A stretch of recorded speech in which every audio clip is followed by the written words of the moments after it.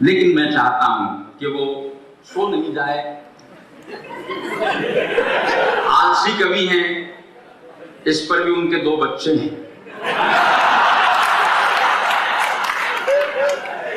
एक बार तो इनने आरसी एसोसिएशन का इनको अध्यक्ष सचिव बना दिया इनके इटारसी में, मध्य प्रदेश में। तो जब ये आलसी अपने कार में जा रहा था, तेज गति से आगे बढ़ा रहा था, तो अध्यक्ष ने सोचा यार, बोले आलसी एसोसिएशन का सचिव होके इतनी तेज कैसे जा रहा है, तो इनको निकाल दिया। फिर मीटिंग हुई, इनसे पूछा, बोले आप तुम तो तेज जा रहे थे। बोले मैं कहां तेज जा रहा था यार, वो तो मेरा पाँव एक्सीलेटर पे चला गया, मैंने सोचा कौन उठाए। जोरदार तालियां बजाइए, स्वागत करें राजेंद्र मालवी, आलसी कवि, इटारसी, मध्य प्रदेश।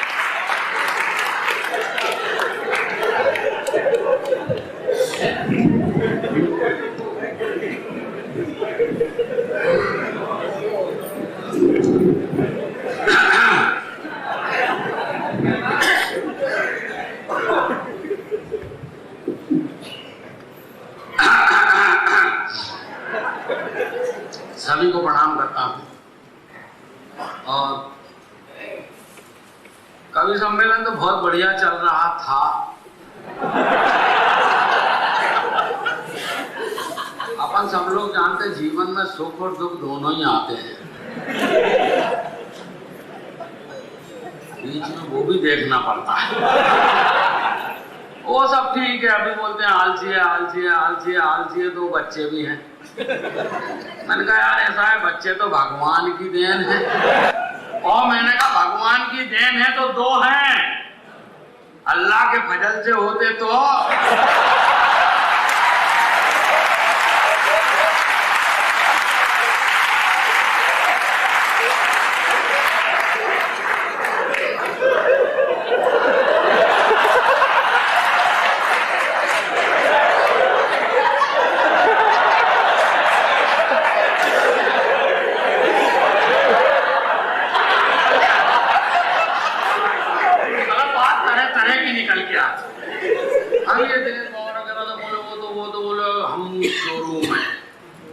बाकी वाले आइटम गोदाम है। बेटा गोदाम अगर नहीं हो, गोदाम में माल नहीं, शोरूम क्या कर लेगा?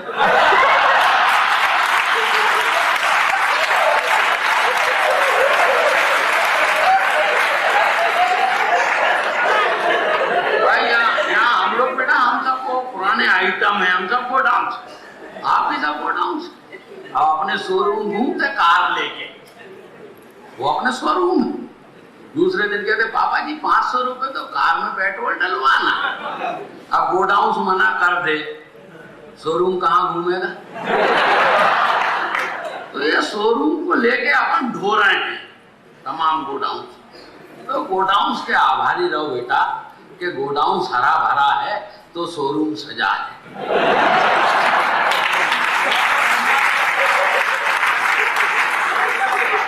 तो इस तरह की बात आती, बोले साहब आलसी है, आलसी है, आलसी है। दरअसल में उतना आलसी नहीं जितना बताया जाता। सच्चाई यह है कि दुनिया जिस गति से भाग रही है, अपन नहीं भाग पाते। अब दुनिया इतने तेज भाग रही, इतने तेज भाग रही, इतने तेज भाग रही, मीडिया उससे भी तेज। मीडिया आजकल सबसे तेज।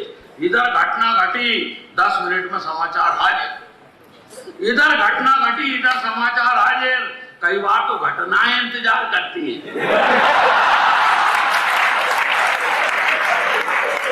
कि समाचार बने तो मैं घटूं।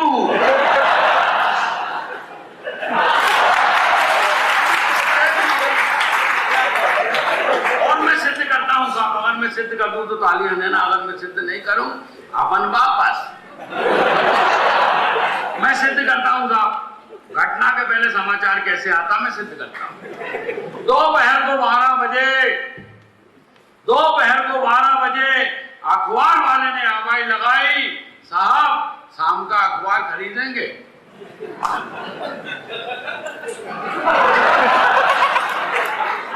दोपहर को 12 बजे अखबार वाले ने आवाज लगाई, साहब शाम का अखबार खरीदेंगे?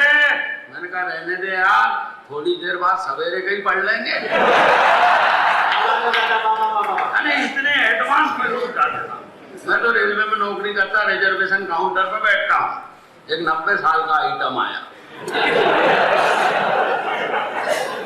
90 साल का आइटम आया, बोले 7 सितंबर 2017 मेरा रिजर्वेशन कर दो। मैंने कहा काका कहाँ जाओगे? बोले शादी की गोल्डन जुबली है, गया जाना है। मैंने कहा 17 तक टिके रहोगे? अरे बोले टिके रहे तो ठीक, नहीं तो गया तो जाना ही है।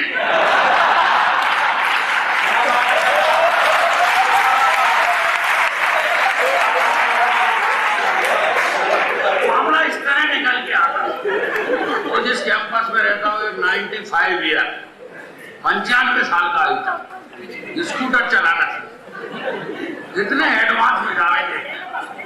मैंने कहा काका जी क्या कर रहे हो? फाइनल ईयर में ABCD सीख रहे हो? ये आपके क्या काम आएगा? अरे बोले स्कूटर चलाना सीख रहा हूँ। मैंने कहा क्या काम आएगा? बोले सीख तो लूं, अगले जन्म में काम आएगा। अब जब लोग इतने एडवांस में जाते हैं तो अपन कह देते हैं कि अपन विश्व के सबसे बड़े आलसी हैं और काम के नाम पर कुछ करते ही नहीं है। यहाँ तो अपन आ भी गए, कई जगह जा ही नहीं पाते। गांव में अंतरराष्ट्रीय आलसी अधिवेशन हुआ था, तो दुनिया भर के आलसियों ने उसमें भाग लिया, अपन गए ही नहीं।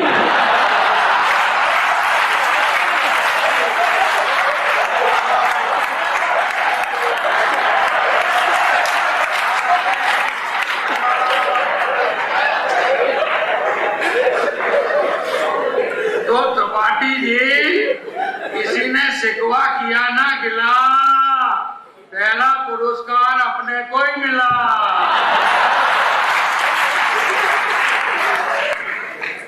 समिति ने सोच समझ के निर्णय लिया, पुरस्कार घर ही पहुंचा दिया।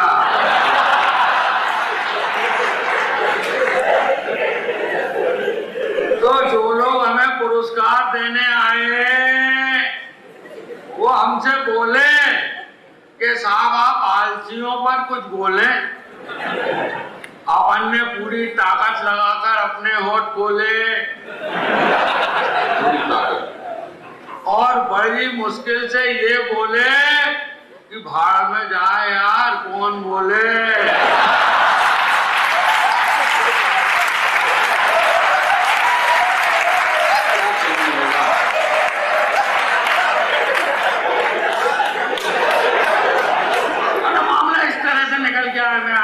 पंडित जी आ गए, दौड़ के त्रिपाठी जी बोले रायन मान भी आ गए। का मैंने कहा आ गया। बोले विश्वास नहीं होता, तुम कहीं पहुंच नहीं पाते। मैंने कहा छू कर देख लो। बोले यार ऐसे भी आइटम को क्या छूना। बोलो खाने में क्या भिजवाए? मैंने कहा 2 लीटर दूध भिजवा दो। बोले दूध क्यों? मैंने कहा क्या है तो उसको चबाना नहीं पड़ता। दुकान पे गया, जाके अपनी आदत के हिसाब से बैठ कर मैंने कहा तू दाढ़ी बना दे। नहीं बोला साहब छत तो ऊपर करो। मैंने कहा तू वाले ही बना दे।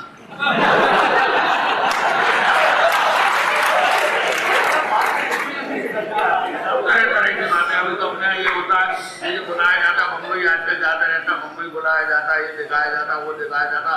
देखो ये नारीमन पॉइंट, उनका नारीमन पॉइंट उनके गांव का जिसने नारी के मन को छुआ हो। अपने लिए गाय की नारी हो, गाय का मन। और नहीं देखो दुनिया ने कितनी उन्नति की, तुमने क्या किया? मैंने कुछ नहीं किया। बोले मेहनत करो। मैंने कहा उससे क्या होगा? बोले उससे तुम्हारा मकान बन जाएगा, फिर और मेहनत करना। मैंने कहा उससे क्या होगा? बोले उससे तुम्हारी दुकान बन जाएगी, फिर और मेहनत करना। मैंने कहा उससे क्या होगा? बोले उससे तुम्हारी फैक्ट्री खुल जाएगी, फिर और मेहनत करना। मैंने कहा उससे क्या होगा? बोले उससे तुम्हारी फैक्ट्री में सैकड़ों मजदूर काम करेंगे। मैंने कहा फिर? बोले फिर करने की क्या जरूरत, बैठ के आराम करें।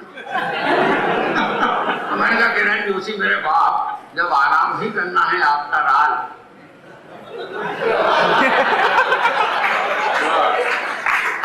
तो उसके लिए इतने बाईपास जाने की क्या जरूरत है? वो तो अपन आज ही कर रहे हैं। ऐसे ऐसे लोग साफ सलाह देते रहते, उस हिसाब से मैं काम करता रहता हूँ। आजकल तो ये है कि पहले 5 साल में नेता आते थे, वोट मांगते थे, तो मैंने भी अपना एक बंगला बना रखा है, उसमें एक पोर्च है, पोर्च में मैंने आर खड़ी नहीं की, उसमें मैंने अपनी माँ का झूला डाला, मेरी माँ झूला झूलती है। नेता लोग आए बोले हमको वोट दो, हमको वोट दो।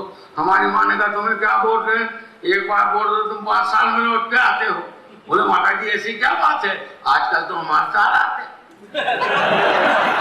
इधर सरकार गिरी और हम आ जाए। कोई समस्या हो तो बताओ। माँ बोली समस्या कुछ नहीं, मेरा बेटा पेड़ पे चढ़ा, नीचे नहीं उतरता, इसको उतार के ले जाओ। मेरे पास आ बोली नीचे उतार। मैंने कहा मैं नीचे क्यों उतरूं, मैं तो आलसी। बोले जब तू आलसी है तो तू पेड़ पे चढ़ा कैसे। अब उनका प्रश्न भी जायज, मगर मेरे उत्तर में आपको आनंद आ जाए तो एक एक व्यक्ति मुझे आशीर्वाद दीजिएगा। देखें, बोले जब तू आलसी है तो तू पेड़ पे चढ़ा कैसे। मैंने कहा मैं पेड़ पे कहाँ चढ़ा था,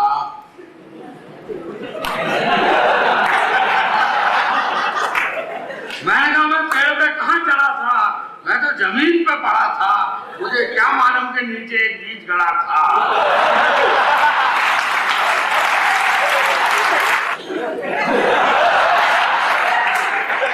मामला ऐसा निकल के आता है, तब कहना चाहता हूँ सब इस समाज में इतना बढ़िया प्रोग्राम 15, 20, 25, 15 साल के और मैं आपके बीच में पहली बार आने का अवसर आपके बीच में प्राप्त हुआ है।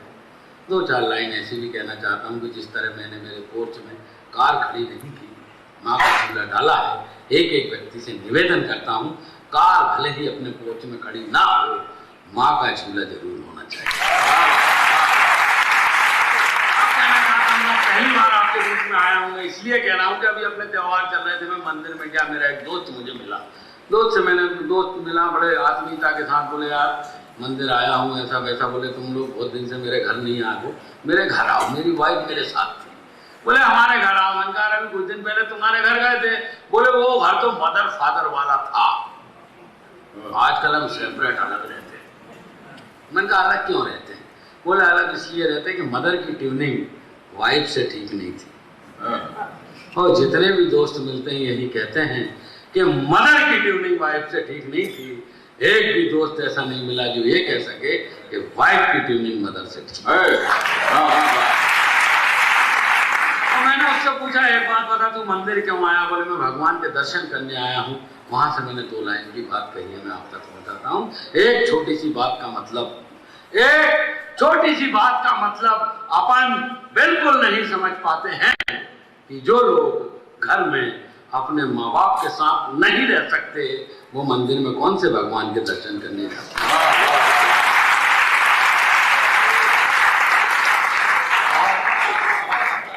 कविता मैंने नहीं लिखी है साहब, आज ही लिखी है। वो कविता मैं आप तक पहुंचा रहा हूँ, अभी तमाम मित्रों के बीच लिखी। कविताएं हमारी अक्सर चलती है, नेता वेता का हंसी मजाक में होते हो तो हम करते ही रहते हैं। वो तो कर सकते हैं, बहुत बढ़िया ढंग की वो कविताएं मेरे पास है, मैं कर सकता हूँ। मगर जो कविता मैंने नहीं लिखी है, और आज त्रिपाठी जी इतने वर्षों से इस आंदोलन को अपने कंधे पर लेकर चल रहे हैं, आज की ये नई कविता मैं उनके समर्पण पर, उनकी लगन पर, उनकी कंटिन्यूटी पर, उनकी सोच पर, उनकी समझ पर कुर्बान करता हूँ। एक कविता मगर ऐसी जो बिल्कुल हटकर वे लोग समझ सकते हैं इस कविता को जिन्होंने उस दौर को देखा है। मेरी कविता का शीर्षक नया हमारे पास तमाम साधन आ गए। आज हमारे पास आप सारे लोग यहाँ मौजूद हैं जिन्होंने उस दौर को भी देखा और इस दौर को भी देखा। आज हमारे पास संचार के बड़े बड़े माध्यम हैं। SMS 1 मिनट में कर दो, अमेरिका तक चला जाएगा। SMS है, फैक्स है, ईमेल, इंटरनेट, www.com, ढंग दुनिया भर की चीजें। मगर कहना चाहता हूं साहब, एक जमाना था जब हमारे पास एक पोस्ट कार्ड होता था, एक अंतरदेशी होता था, एक लिफाफा होता था, और अर्जेंट स्थिति आ जाए तो एक टेलीग्राम होता था जिसे हम तार कहते थे। आज जब हमारे जेब में मोबाइल है तो मैं ये भी कह सकता हूं कि एक जमाना था जब हमारे घर में टेलीफोन होता था और उसमें ऑर्डिनरी और लाइटिंग कॉल आया करते थे। लाइटिंग कॉल उस जमाने का सबसे महत्वपूर्ण संचार माध्यम था। आज उनकी स्थिति क्या हो गई है, कविता देखे, कविता की बारीकी देखे। उसके बाद आप चाहेंगे तो मैं ये वाला ही काम करूंगा, मगर मेरे मन की बात देखें आप कि लाइटिंग काल ने आकर मोबाइल से की फरियाद। दर्द देखना, लाइटिंग काल ने आकर मोबाइल से की फरियाद, पोस्ट कार्ड कहने लगा हम हो गए बर्बाद। वाह वाह वाह वाह वाह वाह। पोस्ट कार्ड कहने लगा हम हो गए बर्बाद, तार बोला हम रात भर जागते थे, कभी पैदल तो कभी साइकिल पर भागते थे। वाह वाह वाह भाई, अच्छा विषय चुना है। वाह। बुजुर्ग कभी यहाँ बैठे हुए हैं, तमाम मेरे जो 40 के ऊपर वाले आइटम को तो मेरा भरोसा है क्योंकि उन्होंने उस दौर को जिया। तार बोला हम रात भर जागते थे, कभी पैदल तो कभी साइकिल पर भागते थे, धीरे धीरे हम अपनी अर्जेंसी खो गए, अंतरदेशी बोला हम परदेशी हो गए। धीरे धीरे हम अपनी अर्जेंसी खो गए, अंतरदेशी बोला हम परदेशी हो गए। और जितनी मेरी बहनें बैठी हैं, 2 लाइन उन तक पहुंचाता हूं। लिफाफा बोला बहन से, लिफाफा बोला बहन से, अगस्त में भी याद नहीं करोगी। लिफाफा बोला बहन से, अगस्त में भी याद नहीं करोगी, अपने चंदा जैसे भैया के लिए सितारों वाली राखी नहीं भेजोगी।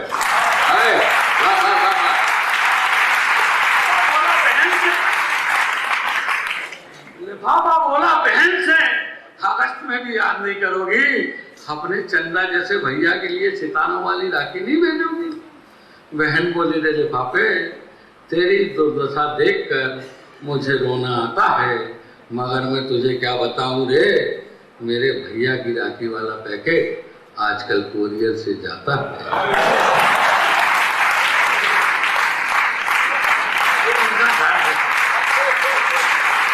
ये उसका घर है। ये नई कविता मैंने पंडित जी को समर्पित की थी, और जिस तरह का मामला चल रहा है, आप कहें तो एक आध और, क्योंकि कविता हम ये भी कहते हैं साहब कि मोबाइल जो जितने आ गए, मोबाइल का आविष्कार जरूर किसी महिला ने किया, क्योंकि आदमी अपने आदत से बात नहीं आता है, घर में कहीं का बोलता और कहीं जाता है।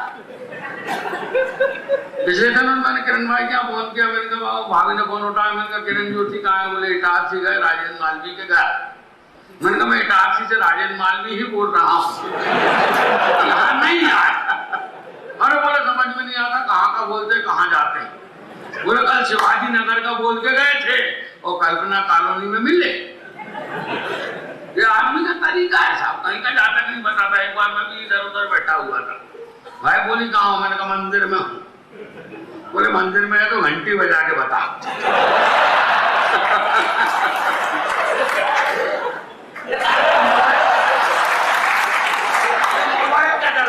एक बार तो दो विधवाएं आपस में बात कर रही थी कि अरे इन सुहागनों से तो अपन ही ठीक है।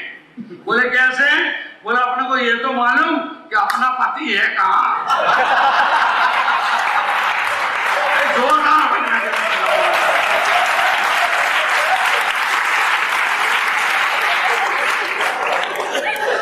उस पर मैंने कविता कही है कि मोबाइल के मूवमेंट को चेक करते हुए हमारे बॉस ने हमसे पूछा कि राजेंद्र मालवी क्या तुम बता सकते हो सेल फोन का मूल मंत्र? मैंने कहा यस बॉस, सेल फोन का मतलब यह है कि घर से बाहर भी पति पर मजबूत पकड़ रखने वाला एक चलता फिरता यंत्र। और पति होने के नाते ये बात मुझे शर्मिंदगी में डुबोती है कि सेल फोन एक ऐसा रिमोट कंट्रोल है जिसमें रिमोट हमारे पास रहता है मगर कंट्रोलिंग घर से होता है।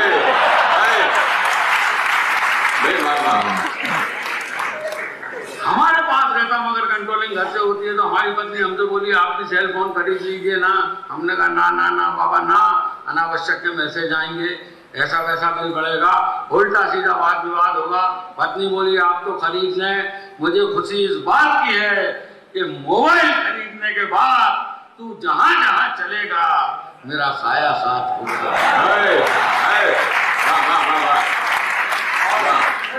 एक अंतिम कविता साहब आप तक पहुंचा रहा हूँ। मैंने ये कविता एक अलग ढंग से कही है। ये महेश्वरी समाज की हमारी टीम है, इतने सारे लोग बैठे हुए हैं। हमेशा कहा जाता है कि हिंसा नहीं होनी चाहिए, हिंसा नहीं होनी चाहिए। अपने तमाम त्यौहार आते अपन आनंद के साथ मनाते। अपने मुसलमान भाई भी रमजान मनाते, 1 महीने तक वो उपवास रखते, अपने को बुलाते मीठी ईद पे, सेवैयाँ खिलाते, बहुत अच्छा लगता। मगर उनका एक त्यौहार बड़ा खतरनाक, बकरा ईद। वो बकरा ईद का मतलब एकदम साफ, एकदम साफ। जबकि अपन चाहते कि हिंसा नहीं होनी चाहिए। मैंने एक बार मेरे एक दोस्त से पूछा, मैंने कहा एक बात बता, तुम बकरा ईद के दिन बकरे की जान क्यों लेते हो? बोले साहब हम जान कहाँ लेते, हम तो कुर्बानी देते। कुर्बानी कुर्बानी कुर्बानी, अल्लाह को प्यारी है कुर्बानी। तो मैंने कहा अल्लाह को प्यारी है कुर्बानी तो शेर की दे दो।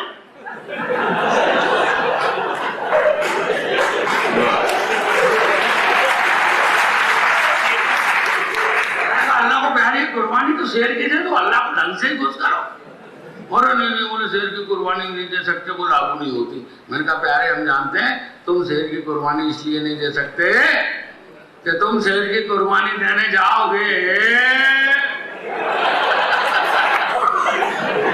तो शेर तुम्हारी कुर्बानी दे देगा। इसलिए हमेशा कुर्बानी बकरों की दी जाती, शेर की नहीं दी जाती। जैसे आप सब शेर पंडित जी से कह दिया 5-7 बकरे पकड़ लाना, आजा दाढ़ी वाला बकरा हमारा सरदार, हम आके एक कुर्बान हो रहे। सारे कभी कह रहे हम बकरा नहीं, हम बकरा नहीं, मगर मैं तो अपने आप को बकरा ही मानता हूँ। मेरा एक दोस्त बोले यार हमारे यहाँ बकरा ईद के दिन क्या है, बहुत सारे लोगों को खाना है 12 बजे से, तुम 10 बजे आ जाना।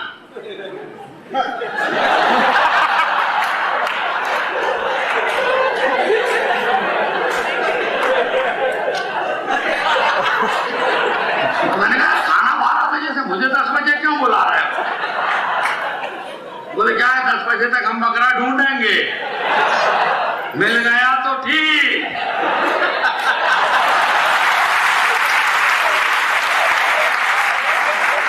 और नहीं तो तुम तो आ ही रहे हो। ऐसी स्थिति आती है। मगर मैंने एक उस पर साहब 2 लाइन की बात कही है। मैं हंसते हंसाते कुछ भी कहूँ, कहीं ना कहीं एक बारीक सी बात तक आप तक ले जाता हूँ, बात कहने की कोशिश करता हूँ। छोटी सी चींटी लेकर हाथी तक जिसकी भी जान जाए उसको बड़ी तकलीफ होती है। कोई भी अपनी जान को बचाने की क्या कोशिश करता है, वो बात में 2 लाइन में आप तक। बकरा उसे मालूम है यार बकरा ईद है आज, तो मुझे कच नहीं, मगर वो अपनी जान को बचाने की क्या कोशिश करता है। 2 लाइन की बात। बकरा ईद के दिन एक बकरे ने मौलवी से कहा, बकरा ईद के दिन एक बकरे ने मौलवी से कहा कि आज हमें मार दिया जाएगा, आज हमें मार दिया जाएगा, ये बात पूरी तरह अटल है। ऐ मेरे दोस्त तू मस्जिद पे लिख दे कि ईद कल है।